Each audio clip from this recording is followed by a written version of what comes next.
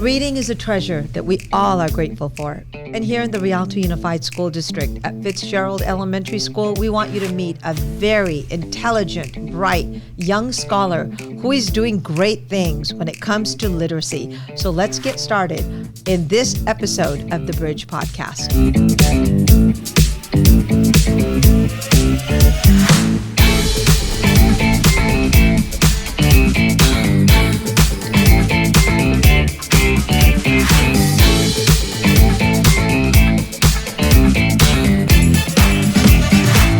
First, thank you for being here.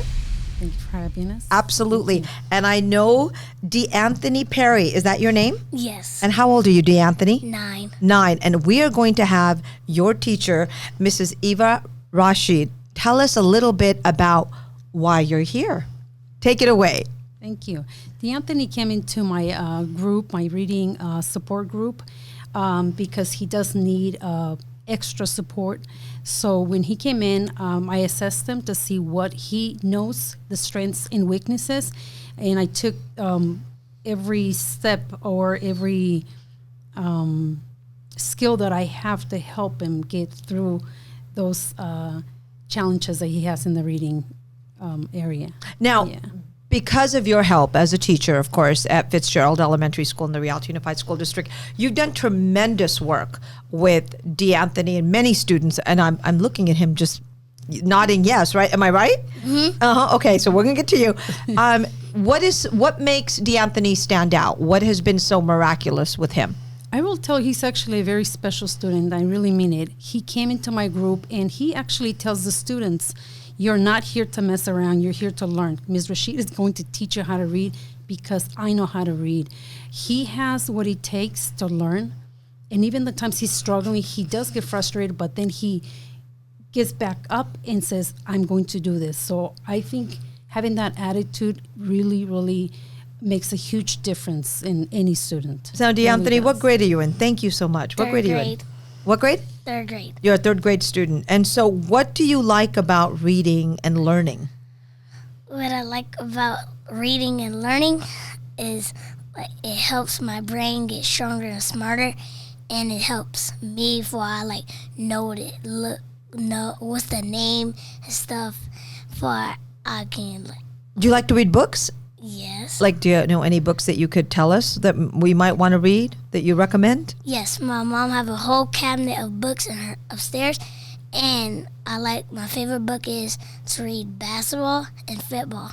Basketball and football. So what's your favorite football team, basketball team? You have any? No, I just like watching it. You just like watching it? You like to watch the Rams? No? Okay. You just like to watch football in general. Okay, so going back to Miss Rashid, of course, as a 3rd grade teacher and a person who is really working with district leaders and your principal, of course, Miss Tina Ligenfelter, to promote literacy and literacy on your campus, what are some of the techniques that you use?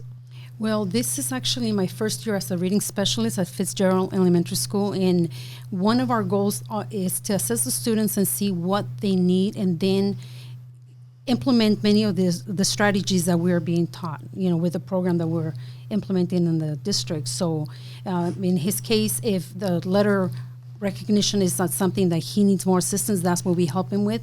Also sounds, learning his sounds and being able to blend words to be able to read words and, eventually get fluent and get him at grade level.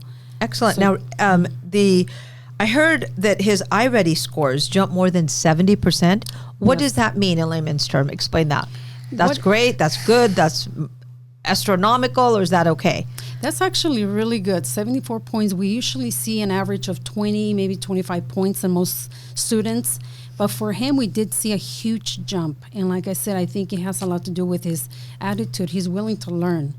And also reading the question as we teach them, read the question, plug in the answer and read it back again before you press that button. And I think that fact that he's taking that approach is really making a big difference. And I think it's also important to note that, DeAnthony, you mentioned that your mother has a lot of books in the home, right? In the cabinet. What's your mom's name, by the way? Katrina. And how many brothers and sisters do you have? Over 16. Over 16? Wow, that's great. Now, do all of them, wow, that is great.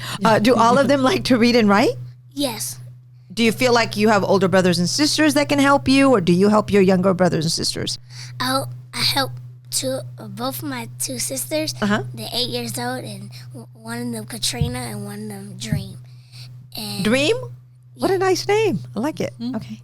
And sometimes they need help like with their math and reading. Okay. So like I tell them to sound out. That's how I do it, because I don't know how to read it, so I sound out. Oh. And I get some of the words right. Excellent. So what do you want to be when you grow up, DeAnthony? Do you know any? Is it too much of a loaded question right now? I'm thinking of being a president. You're thinking of being the president. President of what? The United States. Okay, he wants to be the president of the United States. Can I have your autograph after then we're finished with this podcast? I don't know how to do autograph. I will help you write an autograph. How about you say sure? Sure. Okay, great. I do want to ask you, as a reading specialist and as a teacher in the Rialto Unified School District, tell me how important it is, especially after the pandemic, to come back. What are some of the trends that you're seeing? It was definitely a challenge, but as a teacher, my job is to look at what skills and what needs they have and take it from there. So that has been my goal, to really help students like DeAnthony to reach that gap that they have. So for me, it definitely has been overwhelming to see what you have done, and take the rest of my students that are receiving support and just make sure that I'm giving everything I can to make sure that they reach their potential. And as teachers and as classroom teachers and classroom reading specialists and so forth, you're the closest to the classroom. You're the ones where the magic is happening. And I can just see when you're talking and when you're speaking, DeAnthony is looking at you with this nod and he's saying, yes, he gets it. What do you absolutely think, what do you think about your teacher? What I think about her? Mm-hmm. I like it about her because she helps me so much, and she's nice to me. She's nice to you too? Yes. Really? And she helps you? Yes. Well, you got a good deal then going on here, huh? Yes. And she's my first teacher to help me reading. She's your what? She's my first teacher to help me reading. She was your first teacher to help you reading. Isn't that remarkable? That's wonderful. Yeah. Now, how old are you? 9. You're 9 years old. So you're all but 9.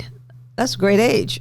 Wonderful. So I really want to ask you, and I know I keep saying classroom teacher because you are a teacher, you were a teacher, you're a reading specialist, because now in our district we have the literacy initiative, which allows for us to have reading specialists. And this is why it's working. Students such as DeAnthony Perry here, Mr. Perry telling me how he loves reading, how he loves learning, how his iReady scores jump 70% when usually it's at 20 or 30. And this is after COVID, after this pandemic, in-person instruction coming into the Rialto Unified School District. Give me some of your background. Where did you teach before hitting the reading specialist position that you have now in the RUSD? I have been at this district for 24 years, so this is my 24th. I taught at Curtis for about 7 years, and it was primary grades, which is only first grade. Then I went to BMS and taught second and third grade for another 7 years, and I have been at Fitzgerald ever since. But this is my first year as a reading specialist, and it was hard to leave the classroom because I really love third grade. It's just the grade that I love. You would have been in my room. It is definitely what I wanted to do, but the opportunity was offered and I just couldn't say no. But you're still working very closely with the students in the classrooms. Yes. I actually provide support between 5 to 6 students. And so for me, I'm still working with kids, but in this capacity, I'm able to see the growth of the students because they're working in such a small group, so I can meet their needs more than I was able to do that in the classroom. And so, DeAnthony, I'd like to ask you another question. When you come to school, how do you feel? Good. And I've been waiting when it was like COVID and we didn't get to go to school. I've been like telling my mom when we get to go back because it's been a little boring because I don't like playing games. I don't play games. You don't play games. You want to learn. Yes. Okay. This is my kind of student. Because when I play games, I forget my learning. And I will forget when like my teacher give me homework and I won't know I have homework.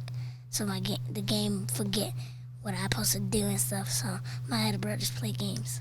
I know that we have a lot of educators watching and parents watching and teachers watching and administrators watching. And I think this is the ideal student right here, because what he just said is, I don't want to play games. I want to learn. Yeah. You want to read. Do you like math?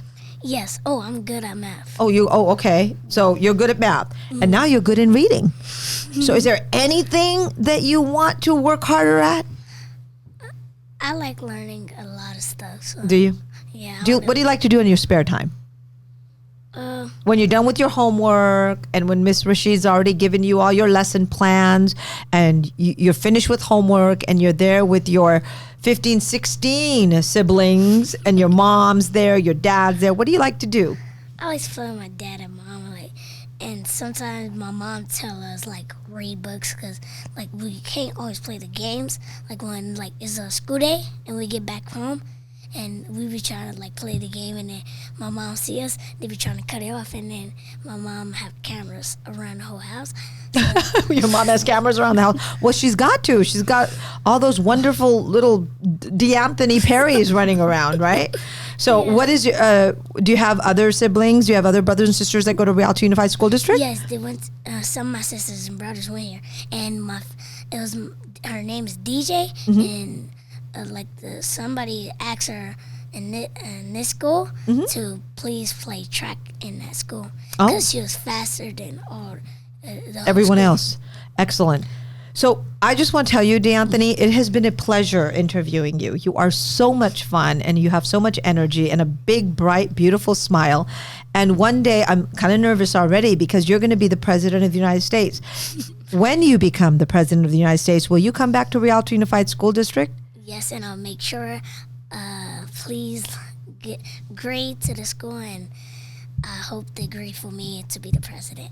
Excellent. Well, thank you, Mr. Perry. I look forward to that day. And thank you so much, Mrs. Rashid, for being here. Thank you for the invitation. Really appreciate it. Well, there's great things happening with the Fitzgerald Foxes. I know that. Yes. Thank you. And I want to thank you for joining us here at the Bridge Podcast.